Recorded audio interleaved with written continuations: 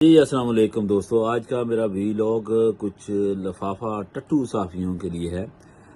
ہماری بھی عمر گزر گئی ہے اس کام میں، تقریباً 30-35 سال ہو گئے ہیں مجھے بھی، اور میں دیکھ رہا ہوں کہ جن لوگوں کو ہم اسٹڈی کرتے رہے، جن کے کالمز پڑھتے رہے، یعنی یہ ان میں سے ایک مثال میں آپ بتاتا ہوں۔ آج کل آپ کو پتہ ہے 80% پاکستان میں لفافہ جرنلزم اور عوام کے جو خلاف ہے جرنلزم، گھٹیا قسم کی یہ کہہ لیں جرنلزم موسٹلی پاکستان میں ہو رہی ہے۔ اچھا، یہ ہے جوید چودھری صاحب، ٹھیک ہے جی، یہ جوید چودھری صاحب ہے۔ بڑا میں نے ان کے کالم پڑھے، 20-25 سال ہو گئے ان کے کالم کو اسٹڈی کرتے ہوئے۔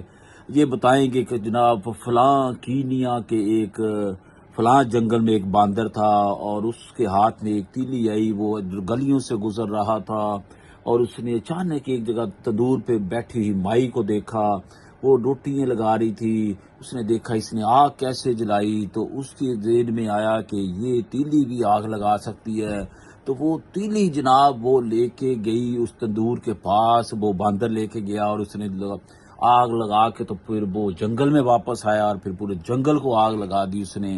اور فلاں جناب سوئٹزرلینڈ کے ایک چھوٹے سے گاؤں ٹچوکو میں جناب فلاں بل چیریسن ایک بندہ تھا، وہ گھر میں اس نے ایک دن اپنی جوتی کو جناب سیا، اور جب اس نے جوتی سی تو اس کے ذہن میں آئیڈیا آیا کہ مجھے ایک دکان بنانی چاہیے۔ تو اس نے پہلے اپنی چھوٹی سی ایک دکان اسی گاؤں میں، جو کہ سویڈن اور سوئٹزرلینڈ کے کہیں چھوٹے سے گاؤں میں موجود، وہاں اس نے دکان بنائی۔ پھر اس نے سوچا کہ مجھے اس کو اب فرنچائز کر دینا چاہیے، اور پھر اس نے اسی دکان کو جناب فیکٹری میں تبدیل کر دیا، اور پھر وہ فیکٹری آج جناب پوری دنیا میں پھیل چکی ہے، اور اس کمپنی پھر اس نے ایک برانڈ بنایا، وہ برانڈ پوری دنیا میں چل گیا، اور اس برانڈ کا نام آج نائک ہے۔ دنیا آج اسے نائک کے نام سے جانتی ہے۔ فلاں جناب مراسی تھا، اور اس نے جناب اپنے محلے میں وہ گنگناتا تھا، ایک دن اسے ایک سپر اسٹار ملا اور اس نے پھر اسے گا کے دکھایا، تو اس مراسی کو جناب جو کہ خودکشی کرنے کے قریب تھا، تو اس نے اس کے بعد جناب پوری دنیا پہ راج کیا۔ اور فلاں یعنی ایسی ایسی کہانیاں ہم ان سے سنتے رہے کہ دنیا میں فلاں انقلاب آیا۔ ایک آدمی تھا جو صبح سائیکل پہ نکلا، اس نے دیکھا کہ پولیس والے ایک کسی غریب آدمی کو مار رہے تھے، اور اس کے ذہن میں آیا کہ یہ ظلم کیوں ہوتا ہے۔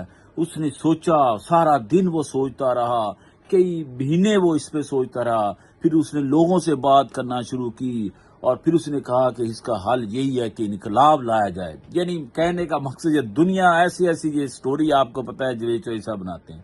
اچھا، لیکن جب بھی پاکستان میں کبھی کوئی ظلم ہوا، کوئی حق سچ کی کوئی تحریک چلی، کوئی لوگوں نے عوام آواز اٹھائی، انہوں نے کبھی سپورٹ نہیں کیا۔ انہوں نے ہمیشہ عوام کی مخالفت کی، انہوں نے ہمیشہ اسٹیبلشمنٹ کو سپورٹ کیا، انہوں نے ہمیشہ جو حکومت ہوتی ہے اس کو سپورٹ کیا۔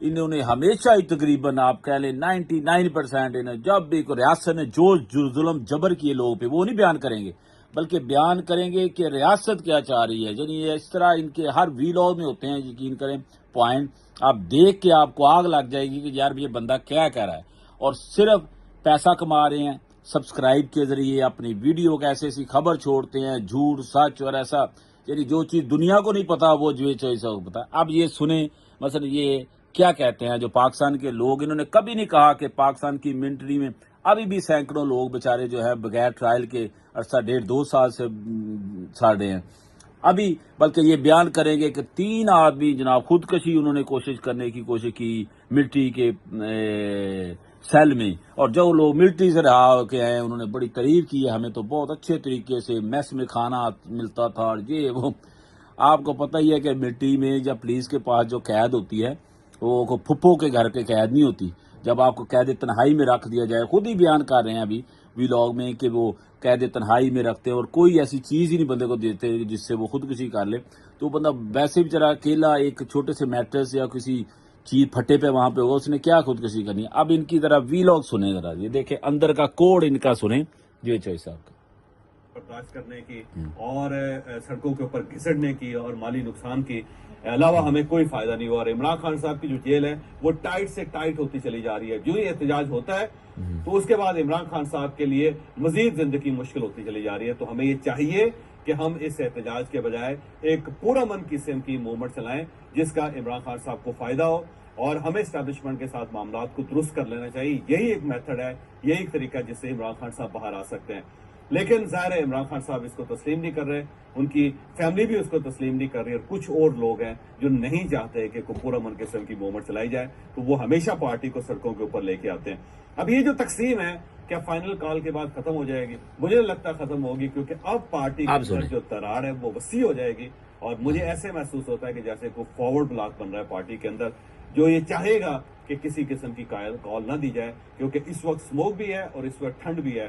تو ورکرز کو اتنی ٹھنڈ میں اتنی سموک میں باہر نکالنا اتنا آسان کام نہیں ہے. پارٹی تھک چکی ہے, لوگ احتجاج نہیں کرنا چاہتے. تو یہ تقسیم اچھا یہ دیکھیں جناب, یعنی انہوں نے خود ہی کہہ دیا کہ پارٹی تھک چکی ہے, لوگ احتجاج نہیں کرنا چاہتے, جو لوگ جیل میں ہیں وہ جناب خودکشی کی کوشش کرتے ہیں. یعنی یہ بندے دنیا جہان کے انقلاب کی باتیں آپ کو کہانی سنائیں گے, لیکن اس کے ہر وہی لوگ اس بندے کے دیکھ لیں. پاکستان کی عوام کبھی نہیں اس نے کہا کہ یہ 8 فروری کے جو الیکشن میں دھاندلی, کبھی اس پہ بات نہیں کی. جو لوگوں پہ حکومت تشدد کر رہی ہے, ریاست تشدد کر رہی ہے, کبھی نہیں بولیں گے. جب بھی بات کریں گے ہر ان کے فکر میں کوئی فکرہ سن لیں. چلیے یہ سنتے ہیں کیا کہہ رہے ہیں. یا وہ بڑا لیڈر ہے اس کو گرفتار کر لیا جائے گا. تو گرفتاریوں کا سلسلہ آج رات سے سٹارٹ ہو رہا ہے کسی وقت بھی, اور اس کے بعد پارٹی کے یہ دیکھا اب انہیں پتہ چل گیا کہ آج رات سے گرفتاریوں کا سلسلہ بھی شروع ہو گیا, چاہے لوگوں میں خوف لایا جائے. یہ ٹوٹلی کہہ لیں آپ اسٹیبلشمنٹ کے لفافہ صافی, اور ہر وہ چیز جو وہ پھیلانا چاہتے ہیں عوام میں, یہ جناب اس طرح کے یہ ٹٹو ان کے ذریعے پھیلائی جاتی ہے. سنیں اس کی بات. جو لیڈر جو احتجاج کی لیڈرشپ ہے وہ ان سے چھین لی جائے. تو پارٹی کو ہیڈ لیس کرنا, پارٹی